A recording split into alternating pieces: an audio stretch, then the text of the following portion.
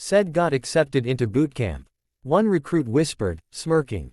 Another chuckled, man looks like he came from a daycare, not a battlefield. Their laughter echoed across the training ground.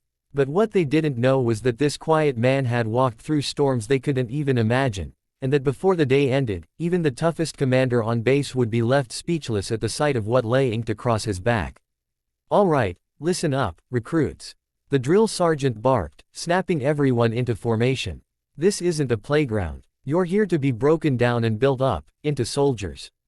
His voice sliced through the cold morning air. Among the sharp rows of young, eager faces, one man stood out, not because he looked weak, but because of the tired weight in his eyes. Jack Turner, 36, former Navy medic, now a single father raising his 6-year-old daughter, Emily. He wasn't there to prove himself to anyone, he was there because life had given him no other choice. When Jack's wife passed away 3 years ago, he'd promised Emily he'd always protect her. But life after service was cruel. Jobs turned him away, too much baggage, they said. Bills piled up, the house was slipping away, and Jack knew he had to fight again, not for medals but for stability. So when he got a letter from the military offering him a second chance, he took it. Bootcamp wasn't meant for a man his age, not with the ghosts he carried, but Jack was no stranger to impossible missions. On day one, they mocked him. When he stumbled during drills, they called him Grandpa. When he stayed quiet, they took it as weakness. But Jack didn't react. He let them laugh. Because every bruise, every drop of sweat, it all reminded him why he was here. He'd whisper Emily's name under his breath with every push-up. One more for you, sweetheart. The female commander, Captain Rachel Owens, was known for being strict, fearless, and utterly unimpressed by excuses. She watched Jack from afar, noting his slow pace but unyielding spirit. She'd seen recruits give up over far less. Yet there was something about him, a steady calm, a quiet resilience. Still, she never let that show. Turner, you call that a sprint? Move it, she'd yell, her voice sharp. And every time, he'd nod, push harder, and finish dead last, but never quit. Then came the endurance challenge, a grueling obstacle course under the scorching sun. Halfway through, one of the younger recruits twisted his ankle and fell. The others hesitated, unsure whether to help or finish. Jack didn't even think twice. He hoisted the boy's arm over his shoulder and carried him through mud, sweat soaking his back, his breath ragged.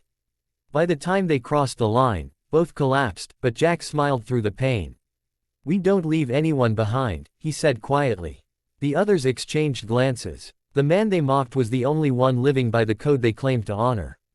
That night, the barracks were quieter. No one laughed anymore. They'd begun to notice the scars on Jack's arms, the steady discipline in his every move. He wasn't just surviving, he was teaching them something none of the drills could. But the moment that changed everything came during inspection day. Recruits were ordered to strip down for a uniform check. Jack hesitated. His hands trembled slightly as he pulled off his shirt. Across his broad back, inked in deep black and fading blue, was a detailed tattoo, a pair of angel wings, wrapping around a memorial list of names. But what froze everyone was the emblem above it, the insignia of a fallen SEAL unit, one that had saved dozens during a classified mission years ago. Captain Owens stepped forward, eyes wide. You served with Task Force Echo. She whispered, her voice cracking. Jack looked over his shoulder, nodding. Yes, ma'am, I was their medic. Her lips parted in disbelief. My brother, he was part of that unit. He didn't make it back. Silence fell over the room. Jack lowered his gaze. He saved me, he said softly. And I promised I'd carry his memory with me, always. The commander's eyes filled with tears. She quickly blinked away. For the first time, the recruits saw something deeper. This wasn't just a man trying to keep up. He was a hero who'd already given everything. From that day, everything changed. The recruits stopped laughing and started listening. They followed his lead, mimicked his discipline, his quiet strength. The same young men who'd mocked him now called him, sir, out of respect.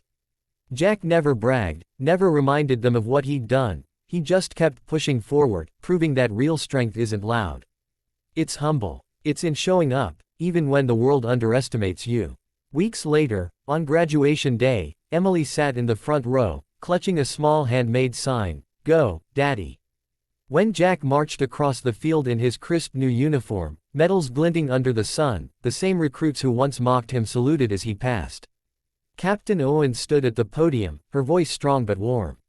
Today we honor not just a soldier, but a father, a medic, a man who reminded us what it truly means to serve, with heart.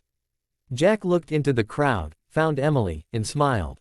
He'd done it. Not for pride, not for revenge, but to show his little girl that no matter how many people laugh, you rise.